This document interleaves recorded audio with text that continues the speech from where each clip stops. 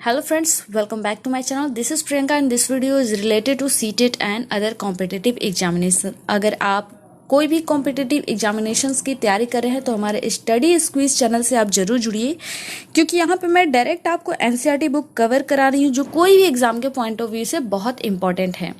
अगर आप मेरे चैनल पे नए हैं तो प्लीज़ इसे सब्सक्राइब कीजिएगा। वीडियो पसंद आता है तो प्लीज़ इसे लाइक ज़रूर कीजिएगा।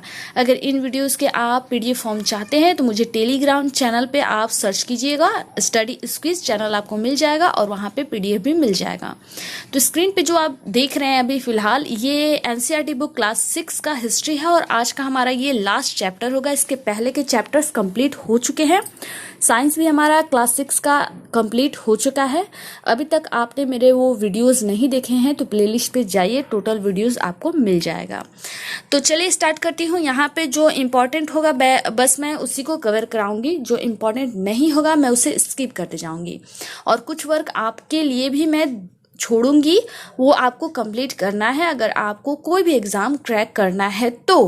और मेरा वीडियो लंबा हो जाता है, इस कारण मेरी मजबूरी है कि मैं आप लोगों के लिए भी टास्क छोड़ती हूँ। ये आपकी जिम्मेवारी है कि आप उसे अच्छे से पूरा करें। तो चलिए जो इम्पोर्टेंट होगा उसी को हम कवर करेंगे, जो इम्पोर्टेंट नहीं होगा मैं खुद इसको स्किप कर दूंगी। तो धातु विज्ञान जो है इसके बारे में पहले हम जान लेते हैं। सबसे पहले मैं यहाँ पे बता दे रही हूँ कि ये जो चैप्टर है हमारा, ये इमारतें, चित्र और किताबों के ऊपर इसमें एक्सप्लेन किया गया है। तो ये इम्पोर्टेंट नहीं है। हम आते हैं धातु विज्ञान के बारे में। प्राचीन भारतीय धातु वैज्ञानिकों ने विश्व धातु विज्ञान के क्षेत्र में प्रमुख योगदान दिया है। पुरातत्वविद खुदाई ने यह दर्शाया है कि हड़प्पावासी कुशल शिल्पी थे और उन्हें तांबे और धातु कर्म यानी धातु शोधन की जानकारी थी। इसको नोट डाउन कर। हड़प्पावासी जो थे वो धातु शोधन और उनके धातु कर्म के बारे में उन्हें जानकारी थी। उन्होंने तांबे और टीन को मिलाकर कांसा भी बनाया था, इसको भी नोट डाउन करना है। जहां हड़प्पावासी कांस्य युग से जुड़े थे वहीं उनके उत्तराधिकारी लौह युग से संबंधित थे। भारत अत्यंत विकसित किस्म के लोहे का निर्माण करता था। खोटा लोहा, पिटवा लोहा और ढलवा लोहा, इन तीनों को नोट डाउन करना है। सीटेट वालों खास तौर पे इसे नोट डाउन कीजिएगा। अब लौह स्तंभ क्या होता है इसके बारे में जान लेते हैं। यहाँ पे फिगर आप देख रहे हैं लौह स्तंभ कैसा होता है। महरौली जो है दिल्ली में, ठीक है, में कुतुब मीनार के परिसर में खड़ा यह लौह स्तंभ भारतीय शिल्पकारों की कुशलता का एक अद्भुत उदाहरण है। इसकी ऊंचाई 7.2 मीटर और इसका वजन 3 टन से भी ज्यादा है। इसको नोट डाउन करना है। सीटेट में क्वेश्चन पूछ सकता है कि लौह स्तंभ की ऊंचाई कितनी है या फिर वो कितने टन का है, उसका वजन कितना है। इसका निर्माण लगभग 1500 साल पहले हुआ। इसके बनने के समय की जानकारी हमें इस पर खुदे अभिलेख से मिलती है।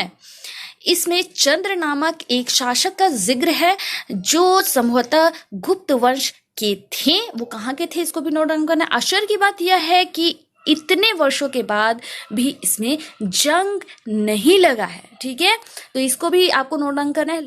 लौह स्तंभ कैसा है इसके बारे में टोटल यहाँ पे जानकारी दी गई है। फिलहाल आप स्क्रीनशॉट ले लीजिए।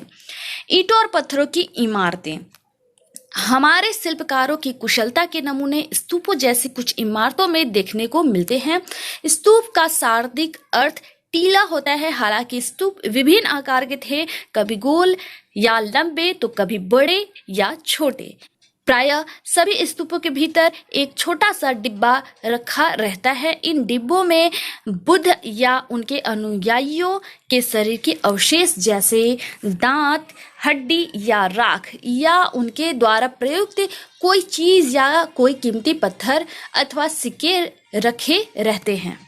इसे धातु मंजूषा कहते हैं। धातु मंजूषा क्या है इन सबको आपको नोट डाउन करना है। प्रारंभिक स्तूप धातु मंजूषा उसके ऊपर रखा मिट्टी का एक टीला होता था। बाद में टीले को ईंटों से ढक दिया गया और बाद के काल में उसे गुंबद नुमा ढांचे को तरासे हुए पत्थर से ढक दिया गया।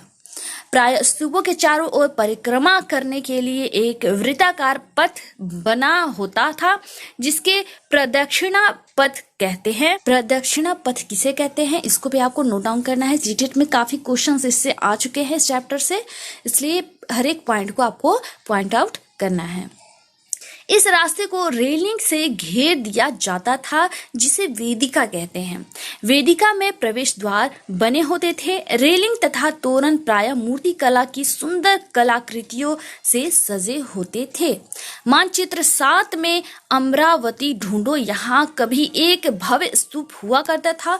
लगभग 2000 साल पहले इस स्तूप को सजाने के लिए शिलाओं पर चित्र उकेरे गए। कई पहाड़ियों को काटकर बनावटी गुफाएं बनाई गई। इस तरह की कई गुफाओं को मूर्तियों तथा चित्रों द्वारा सजाया जाता था। इस काल में कुछ आरंभिक हिंदू मंदिरों का निर्माण किया गया। इन मंदिरों में विष्णु, शिव तथा दुर्गा जैसे देवी देवताओं की पूजा होती थी। मंदिरों का सबसे महत्वपूर्ण भाग गर्भगृह होता था, जहां मुख्य देवी या देवता की मूर्तियों को रखा जाता था। इसको भी नोट डाउन करना है। सीटेट में क्वेश्चंस आ चुके हैं, फिर आएंगे, इसलिए हल्के में मत लीजिएगा प्लीज। एक एक चीज को आप नोट डाउन करते जाइएगा। इसी स्थान पर पुरोहित धार्मिक अनुष्ठान करते थे और भक्त पूजा करते थे। अक्सर गर्भगृह को एक पवित्र स्थान के रूप में दिखाने के लिए भीतर गांव जैसे मंदिरों में उसके ऊपर काफी ऊंचाई तक निर्माण किया जाता था, जिसे शिखर कहते हैं। शिखर का निर्माण कठिन कार्य के लिए सावधानी से योजना बनानी पड़ती थी। अधिकतर मंदिरों में मंडप नाम की एक जगह होती थी। यह एक सभागार होता था जहां लोग इकट्ठा होते थे। मानचित्र 7 यानी पृष्ठ 105 पर महाबलीपुरम और ऐहोल को ढूंढो। अगर ढूंढने के लिए बोला है तो आपको नेट पे सर्च करके इसे निकाल के नोट डाउन कर लीजिएगा।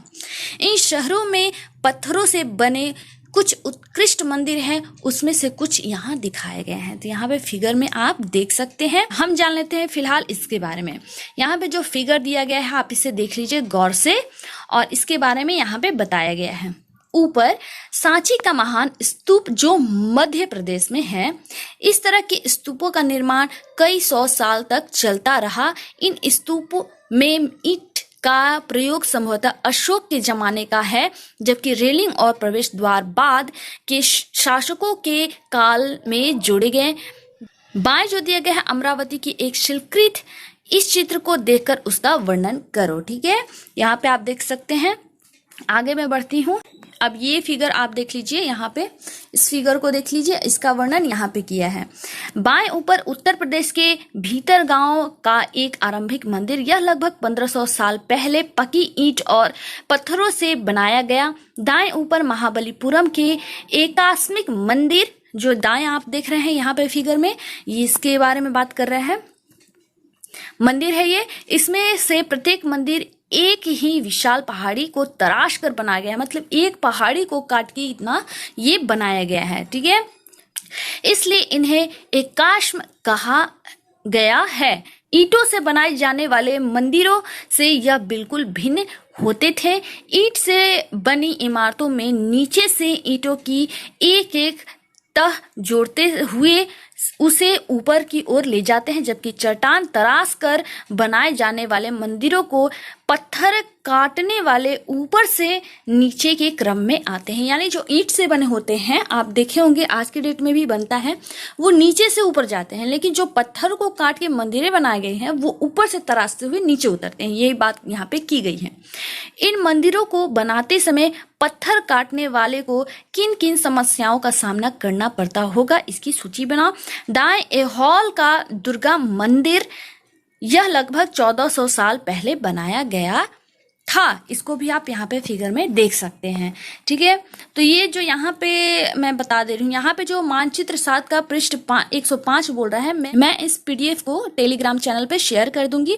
वहाँ पे 105 आप पृष्ठ ढूंढ लीजिएगा और वहाँ पे इस मानचित्र को भी आप देख लीजिएगा। ठीक है, अब आते हैं स्तूप तथा मंदिर किस तरह बनाए जाते थे। अब इसके बारे में जानकारी यहाँ पे दी गई है। स्तूपों तथा मंदिरों को बनाने की प्रक्रिया में कई अवस्थाएं आती थी। इसके लिए काफी धन खर्च होता था, इसलिए आमतौर पर राजा या रानी ही इन्हें बनवाने का निश्चय करते थे। पहला काम अच्छे किस्म के पत्थर ढूंढकर शिलाखंडों को खोदकर निकाला जाता था। फिर मंदिरों या स्तूपों के लिए सोच विचार कर तय किए गए स्थान पर शिलाखंडों को पहुंचाना होता था। यह पत्थर को काट छाट तराशने के बाद दीवारों की चौखटों, फर्शों और छतों का आकार दिया जाता था। इन सब के तैयार हो जाने पर सही जगहों पर उन्हें लाना काफी मुश्किल काम था। यहाँ पे जैसा कि आप फिगर में देख रहे हैं, इसकी बात कर रहा है। बाएं उड़ीसा का जैन मठ है। ये एक पहाड़ी को खोदकर इस 2 मंजिल इमारत को बनाया गया। ये देख सकते हैं, ये पहला मंजिल है और ये दूसरा मंजिल है। कमरों के प्रवेश द्वारों को ध्यान से देखो। ये जो प्रवेश द्वार है यहाँ पे, आप इसे ध्यान से देख लीजिए। इनमें जैन भिक्षु रहते और ध्यान करते थे। पृष्ठ 14 पर दिए गए चित्र अध्याय 2 में और यहाँ दिखाई गई गुफाओं में क्या अंतर है, ये बच्चों से सवाल किया गया है। नीचे राष्ट्रीय संग्रहालय नई दिल्ली से एक मूर्ति का चित्र है। ठीक है, यहाँ पे आप देख सकते हो, यहाँ पे चित्र है, इसके बारे में आप बात किया गया है। ये कोई आप समझने के लिए जरूरी है, एग्जाम के पॉइंट ऑफ व्यू से ये इंपॉर्टेंट नहीं है। इस तरह के शानदार ढांचों का निर्माण करने वाले शिल्पकारों को सारा खर्च संभवतः राजा रानी ही देते थे। इसके अतिरिक्त इन स्तूपों या मंदिरों में आने वाले भक्त जो उपहार अपने साथ लाते थे, उनसे इमारत की सजावट की जाती थी। जैसे हाथी दांत का काम करने वाले श्रमिकों से संघ ने सांची के एक अलंकृत प्रवेश द्वार यानी तोरण को बनाने का खर्च दिया था। इनकी सजावट के लिए पैसे देने वाले व्यापारी, कृषक, माला बनाने वाले, इत्र बनाने वाले, लोहार, सुनार तथा एक ऐसे कई स्त्री पुरुष शामिल थे जिनके नाम खंभों, रेलिंगों और दीवारों पर खुदे हैं। इसलिए जब तुम इन स्थानों को देखने जाओगे तो याद रखना कि कितने सारे लोग इन्हें बनाने और सजाने में अपना योगदान दिया था। चित्रकला, ये देखिए अजंता की चित्र है, यहाँ पे देख सकते हैं कितना खूबसूरत ये चित्र है। तुमने इसमें प्रत्येक चित्र में जो दिखता है उसका वर्णन करो। इस चित्र की बात करें, जो जो चीज यहाँ पे दिख रही है इसका वर्णन करने के लिए बच्चों से कह रहा है। चित्रकला, अब इसके बारे में हम लोग जान लेते हैं। मानचित्र 7 में अजंता को ढूंढो। यह वह जगह है जहाँ के पहाड़ों में सैकड़ों सालों के दौरान कई गुफाएं खोदी गईं। इनमें से ज्यादातर बौद्ध भिक्षुओं के लिए बनाए गए विहार थे। इनमें से कुछ को चित्रों द्वारा सजाया गया था। यहाँ इसके कुछ उदाहरण दिए गए हैं। गुफाओं के अंदर अंधेरा होने की वजह से अधिकांश चित्र मशालों की रोशनी में बनाए गए। इन चित्रों के रंग 1500 साल बाद भी चमकदार हैं। ये रंग पौधे तथा खनिजों से बनाए गए हैं। इन महान कृतियों को बनाने वाले कलाकार अज्ञात हैं, यानी उनकी जानकारी नहीं है। तो अजंता की जो यहाँ पे है, यहाँ पे फिगर दिखाए गए हैं, आप देख सकते हैं कितना खूबसूरत है। इसका वर्णन यहाँ पे किया गया है, पॉइंटेड इसमें से कर लीजिएगा। चलिए आती हूं मैं पुस्तकों की दुनिया। इस युग में कई प्रसिद्ध महाकाव्यों की रचना की गई। इन उत्कृष्ट रचनाओं में स्त्री पुरुष की वीर गाथाएं तथा देवताओं से जुड़ी कथाएं हैं। करीब 1800 साल पहले एक प्रसिद्ध तमिल महाकाल सिलपद्दीवारम की रचना इलांगो नामक कवि ने की। तो इसको भी नोट डाउन करना है, सीटेट वालों को खास तौर पे मैं बोल दे रही हूँ, बहुत इंपॉर्टेंट है। इनमें कोवलन नाम के एक व्यापारी की कहानी है। वह पुहार में रहता था। अपनी पत्नी कन्नगी की उपेक्षा कर वह एक नर्तकी माधवी से प्रेम करने लगा। बाद में वह कन्नगी पुहार छोड़कर मदुरै चले गए।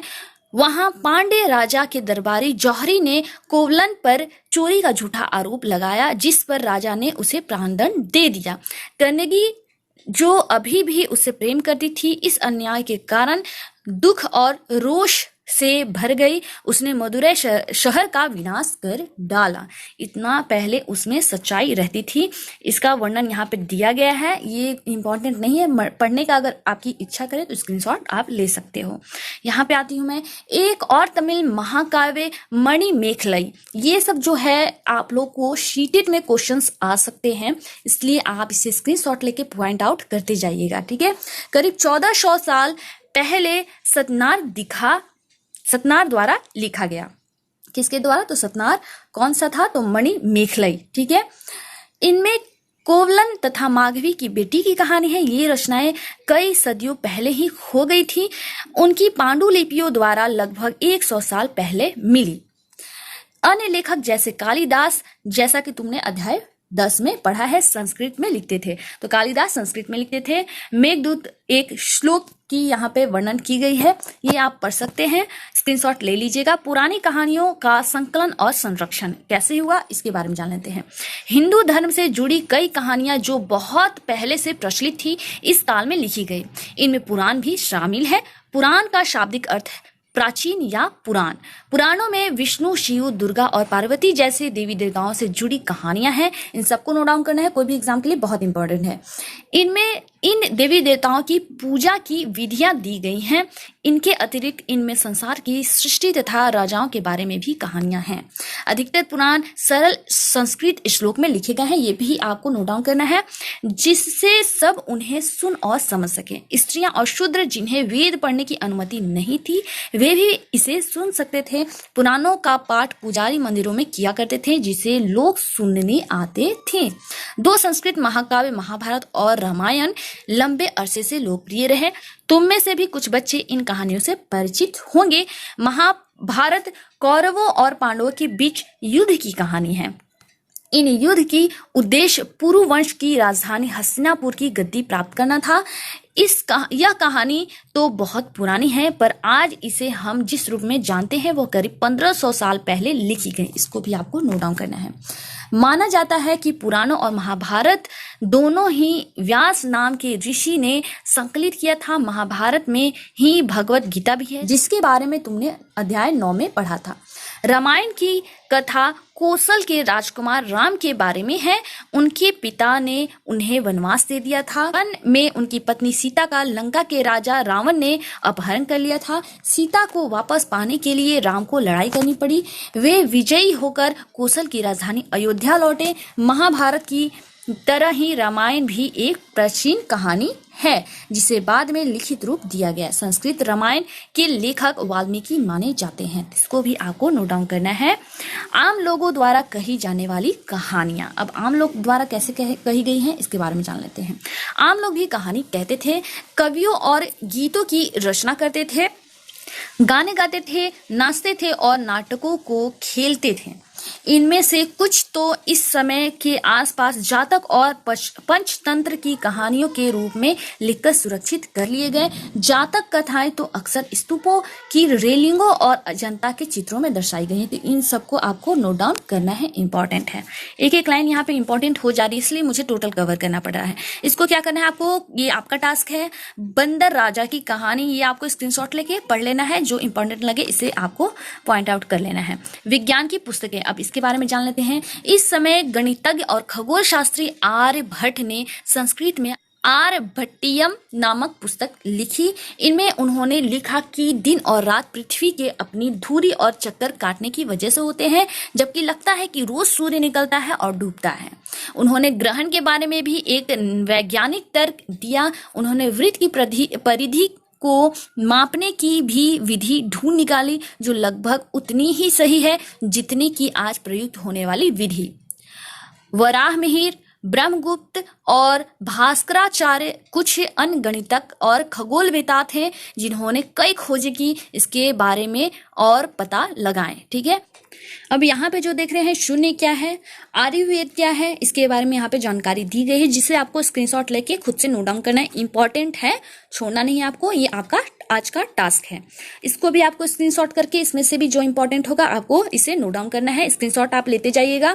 मेरा वीडियो लंबा हो जाता है, इसलिए मैं इसे स्क्रीनशॉट आपको करने को बोलती हूँ। ठीक है, इसको भी ले लीजिएगा। यहाँ पे तो इन सबको आपको खुद से करना है। ये कुछ महत्वपूर्ण तिथियां हैं जो आपको खुद से नोट डाउन करना है, बहुत इंपॉर्टेंट है। तिथियां जरूर आती हैं कोई भी एग्जाम में, इसलिए आपको स्क्रीनशॉट लेके करना है। ये याद करें, इसको आप ऐसे ही पढ़ के और खुद से सॉल्व करने की कोशिश कीजिएगा। ये मान के चलिए रिकॉल है। मैं हर एक एग्जाम हर एक वीडियो में बोलती हूँ कि आपको इतना करना जरूरी होता है, क्योंकि इससे भी क्वेश्चन थोड़ा घुमा के देता है सीटेट में, लेकिन आ सकता है। ठीक है, तो टोटल करना था। तो ये था आज का जो चैप्टर होता है यहीं पे समाप्त। वीडियो पसंद आता है तो प्लीज लाइक शेयर जरूर किया कीजिए, ये आपका फर्ज है।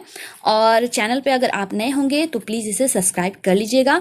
मैं नेक्स्ट चैप्टर और नेक्स्ट लेसन तुरंत लेके आने वाली हूँ, तो हमारे चैनल से आप बने रहें। तो चलिए, मिलती हूँ मैं नए वीडियो में नई जानकारी के साथ। धन्यवाद।